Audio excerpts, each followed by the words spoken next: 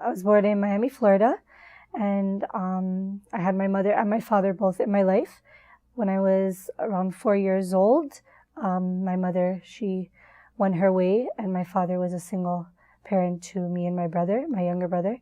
And the lifestyle in Miami, it was very, it was hard. My dad he was around, but he wasn't around. And we were moving from place to place. And, there was no stability there because he had to work all kinds of hours to take care of the both of us. Then we came to Toronto when my dad had a brain aneurysm in 98. And things became a little bit more stable. I had my father's family in our lives, and Toronto was very different from Miami. But my dad, mashallah, he's a very family-oriented person. He's very grounded. He's very open-minded because he came here when he was such a young, at a young age. And it was interesting. Like I said, when I came from Miami to Toronto is when we kind of learned more about our father's side. My grandmother, his brother, his sister, they live here in Toronto, and my father, and myself and my brother and my uncle were the only ones there. My mom was gone, like I said, when I was 4, so I didn't really know too much about her at all. We never talked about her until like maybe 2 years ago. But it was nice coming here. You got the sense of family. You got the sense of, having the, different kind of cooking and religion. Like my father's Jewish, so here and there for high holidays we'd go to the temple. I didn't have a religion, right? Like I just did what my father's family did, which was go to the synagogue on only high holidays. They do a Friday night, like it's called a Shabbat dinner. So we did that, which was a sense of being together with the family. But religiously, I didn't know too much. I didn't really understand too much. Nothing was ever explained. And because I wasn't actually considered a Jew in Judaism, because my mother's not Jewish, I never went to like a Hebrew school or ever went to any kind of classes or anything like that. I never converted. I had a fear when I was younger of death. And when my father was sick, I was 9, 10 years old. I would ask some kind of questions, but I didn't know. I believed that there was something, that I had to make myself believe that there was something, that he wasn't just going to be put in a hole and the world was going to continue on. But when I was in high school, I would have like kind of nightmares of death and stuff like this. So I actually signed myself up at a program called NCSY, and it's basically Torah classes on Thursday, and you learn about Judaism. And I went there, and I thought I needed some stability in my life too that would give me some kind of guidance. When I was in Florida, going back and forth, I dropped out of high school. I was just hanging out, doing all kinds of, crazy things, experimenting with my life.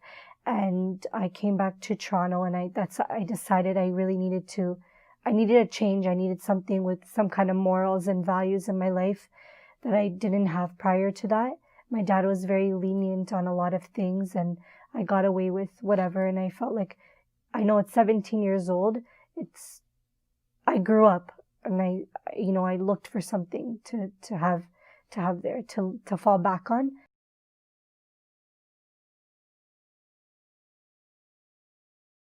We learned about Judaism and stuff like that, but it never stuck with me. I wasn't serious. And then I met a sister in high school. They moved from Scarborough to North York, and it was her sister, and her brother. And they would speak to me. Like I asked, why do you cover your hair? Like I'm Persian, but my dad is Jewish, and, stuff like this. And she spoke to me about Islam. And my brother-in-law also, you're in high school, guys talk to girls and whatnot, but he wouldn't talk to me. Like I would ask him questions and he would kind of shrug it off and he wouldn't answer me. And then someone told me, because Muslim guys, they don't talk to girls. It's a part of their religion. You shouldn't communicate. One thing leads to another. And I was like, wow, it's blown out of the water. Like it was such like a level of respect that maybe I wasn't getting before. So he took me to Islamic Foundation Masjid, and I went there for a conference they had for like reverts and converts, and I heard like some brothers and sisters' stories, and I was already leading. I had learned a lot. I was already leaning towards it, and in March of 2005, the end of March, is when I took my shahada for Islam. Like I believed it 150%. Like it was in my heart. It was something that I couldn't deny. It was there.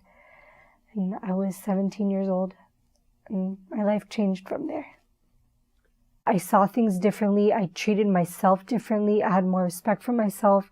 I had more respect for my father, for my family.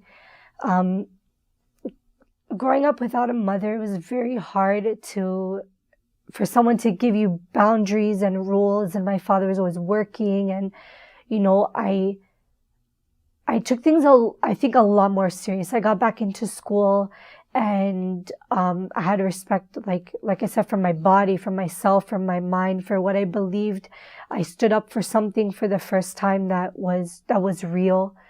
I learned a lot from Islam just because it wasn't really just a religion. It was a way of life. And my teacher saw like an improvement in me. My family saw an improvement in me. And, my grandmother was really the only one that was very upset with my conversion. The world changed for me really like at such a young age. And then not too long after that, my father was leaving the country, and I had gotten married, and it was about a year later, and I moved out on my own with my husband, and I started working, and I was still in school. When I first became Muslim, it was a high for me. It was something like I lived for. I could go to the mosque. I felt, like the Islamic community, they kind of took you in. So when my family wasn't there for me, I knew I could go to the mosque, and I had this sisterhood. I had the P4E, and I had the P4E there. I can go there.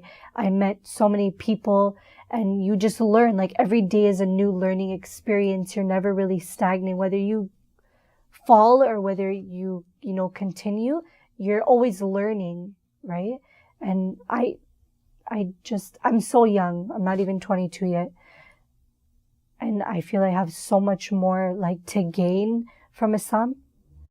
P4E is really about brotherhood and sisterhood for new Muslims. I had a time when I was very depressed, and there were so many things that I was lacking with in my life that were, I was slacking on my religion, and I was able to go there and be straightforward and say, look, Allah is my creator, but at the same time, right now I need someone that I'm able to turn to that's going to be there for me. And they were there for me. And they are there for me. To this day, I'm just getting through a divorce. And alhamdulillah, I know that at any time I'm able to come here, sit with a sister, a new sister, an older sister from whatever, wherever. And, I feel like I'm at home. I feel like I'll be okay. I'm able to move on, go, look to the future. They're there to help me set goals for myself. And you know what? Like whatever I need that I can do for myself, that's not a religious thing, they're there for me. La ilaha illallah, la ilaha illallah, la ilaha illallah, la ilaha illallah, la ilaha illallah, ya Rabbi khudh biyadi.